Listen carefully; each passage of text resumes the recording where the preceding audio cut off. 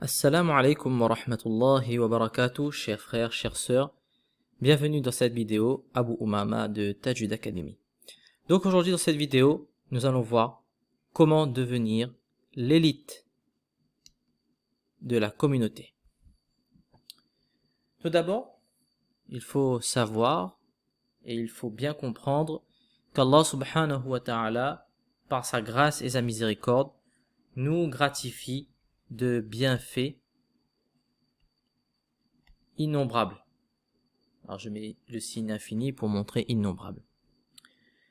Comme l'eau, la nourriture, les vêtements, etc., etc.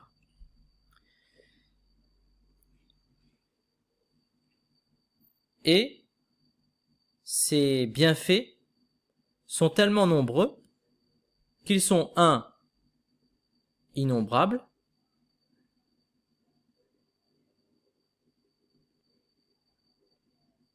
et des fois tellement subtils qu'on ne comprend pas et qu'on n'arrive pas à percevoir que c'est un bienfait, donc subtil.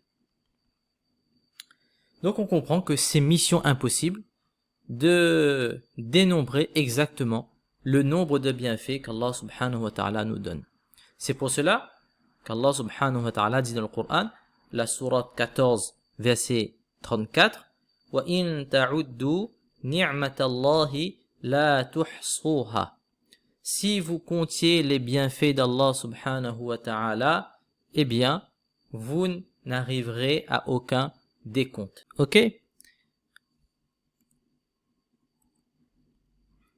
Et malgré tout, même si on n'arrive pas à compter les bienfaits d'Allah subhanahu wa ta'ala, il nous conseille quand même de se rappeler des bienfaits qu'il nous a donnés.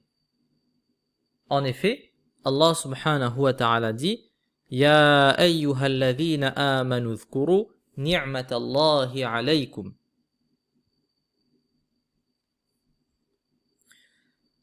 Donc, sourate 5, verset 11. Ô vous les croyants, rappelez-vous des bienfaits d'Allah subhanahu wa ta'ala à votre égard. Et donc, si on tente de se rappeler des grands bienfaits d'Allah subhanahu wa ta'ala sur nous, nous allons arriver à la conclusion suivante, que nous sommes des grands privilégiés parmi toutes les communautés qui ont foulé cette terre.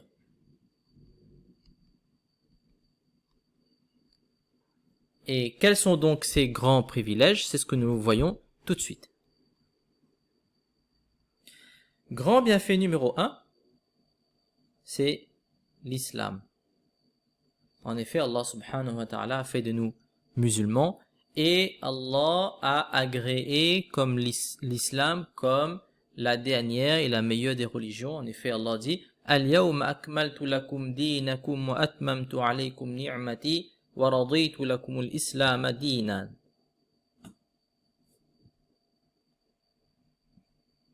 Sourate 5, verset 3.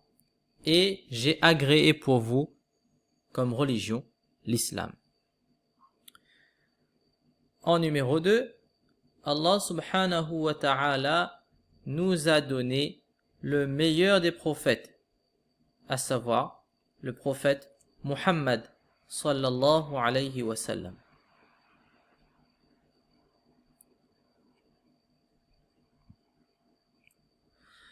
En effet, Allah subhanahu wa ta'ala dit dans la sourate 33, verset 21, لَقَدْ كَانَ لَكُمْ فِي رَسُولِ اللَّهِ أُسْوَةٌ حَسَنَةٌ.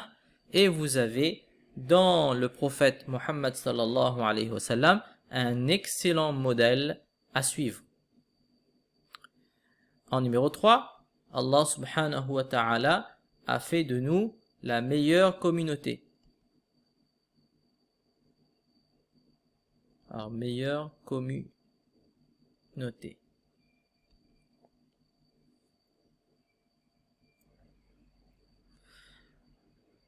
à Sourate 3, verset 110, Allah subhanahu wa ta'ala dit Kuntum khayra ummatin ukhrijat linnas.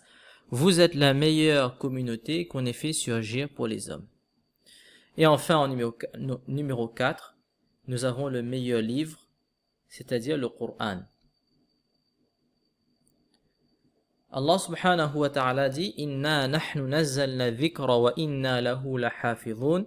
C'est nous qui avons fait descendre le Coran et c'est nous qui en sommes le gardien. À la sourate 15, verset 9, Allah subhanahu wa ta'ala a pris la garantie de protéger le Coran et de le transmettre à nous sans aucune falsification, ce qui en fait le Coran, donc le meilleur livre qui a été donné à une communauté. Donc si on résume, nous avons la meilleure des religions, le meilleur des prophètes, nous sommes la meilleure des communautés et nous avons le meilleur livre. Que des bienfaits exceptionnels uniquement et seulement par la miséricorde d'Allah subhanahu wa ta'ala. Une question vient alors, c'est de savoir que si lorsque nous avons autant de bienfaits et surtout de très grands bienfaits comme nous venons de le voir, est-ce qu'il faut tomber dans l'autosuffisance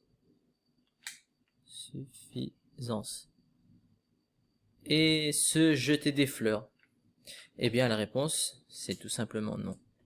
Car Allah subhanahu wa ta'ala et le prophète sallallahu alayhi wa sallam nous enjoignent à chercher toujours l'excellence. En effet, une fois, des compagnons du prophète sallallahu alayhi wa sallam avaient bâclé quelque peu la sépulture d'un défunt. Ils n'avaient pas bien nivelé la tombe. Lorsque le prophète sallallahu alayhi wa sallam a vu cela, il a dit que niveler la tombe, ça ne va pas améliorer le sort d'une personne dans sa tombe, c'est sûr. Mais inna Allah yuhibbu idha amila ahadukum amalan an yutqinahu. Qu'Allah subhanahu wa ta'ala apprécie que lorsque l'un d'entre vous effectue une action, qu'il l'effectue convenablement, complètement, avec excellence. Alors c'est un hadith rapporté par Tabarani. Si cela est vrai pour une action temporelle, c'est-à-dire niveler une tombe, eh bien à plus forte raison, cela est vrai dans les actions religieuses et les adorations. Il faut toujours chercher l'excellence dans les adorations et dans les actions religieuses. D'autre part, le Coran nous invite à nous concurrencer dans le bien. En effet, Allah subhanahu wa ta'ala dit fastabiqul khayrat et concurrencez-vous dans le bien. Sourate 2, verset 148.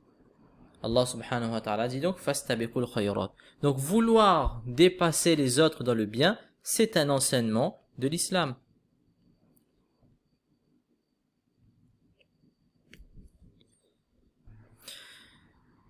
Du coup, si on résume, Allah subhanahu wa ta'ala nous pousse à chercher l'excellence et à se concurrencer dans le bien. Qu'est-ce qui va se passer dans ce cas-là? Eh bien, la communauté va s'élever encore plus, puisque les membres de cette communauté cherchent l'excellence et se concurrencent dans le bien, essayent de dépasser les autres dans cette excellence. Ça va pousser tout le monde à vouloir sortir du lot, à vouloir devenir l'élite de la communauté. Et ça nous emmène naturellement à cette question, et c'est sur ça qu'on va développer. Comment faire pour sortir du lot et pour se démarquer des autres en ayant l'excellence et en se concurrençant dans le bien? Quelle action entreprendre? Que faire pour devenir plus fort, monter de grade? Il existe beaucoup de réponses à cette question, mais la réponse que nous allons donner et que nous allons expliquer, c'est apprendre et enseigner le Coran.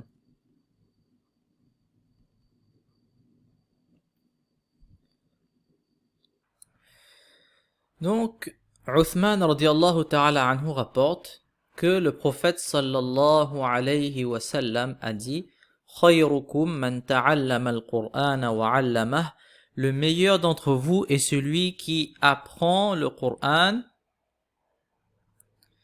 et l'enseigne. Alors c'est un hadith rapporté par Bukhari.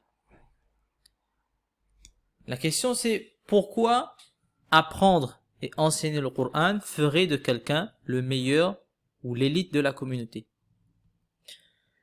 Eh bien, réponse à cette question, c'est que le Coran est la base de l'islam. Sans Coran, il n'y a pas d'islam. Donc l'existence de la foi en islam dépend de l'existence du Coran. Donc plus les gens vont apprendre, puis enseigner,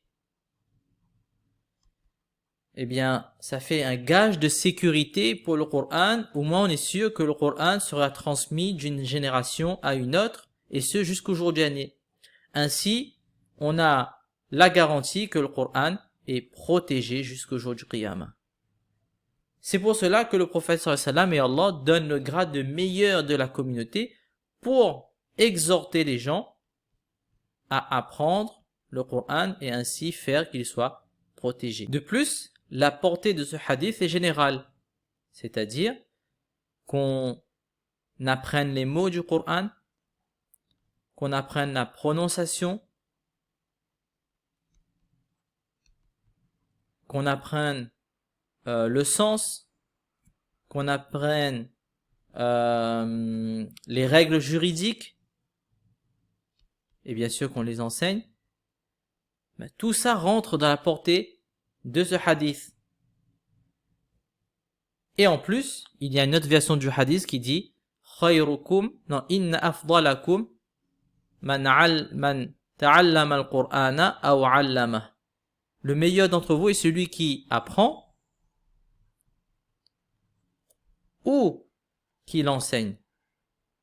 Dans ce cas-là, la récompense est plus générale. Que tu sois quelqu'un qui apprend, un étudiant, ou tu sois un enseignant, dès que tu te lis au Coran, tu es en relation avec le Coran, eh bien tu deviens le meilleur de la communauté. Donc bonne nouvelle à toutes les personnes qui vont apprendre le Coran, s'attacher au Coran, vouloir apprendre la prononciation du Coran par le tajwid, ou bien mémoriser par le hifz du Coran, puis ensuite l'enseigner ou bien l'enseigner, peu importe, eh bien ces personnes-là sont l'élite de la communauté. Ça veut dire qu'ils ont cherché l'excellence et ils ont cherché à se démarquer des autres et elles méritent justement d'être portées sur un plateau si vous voulez.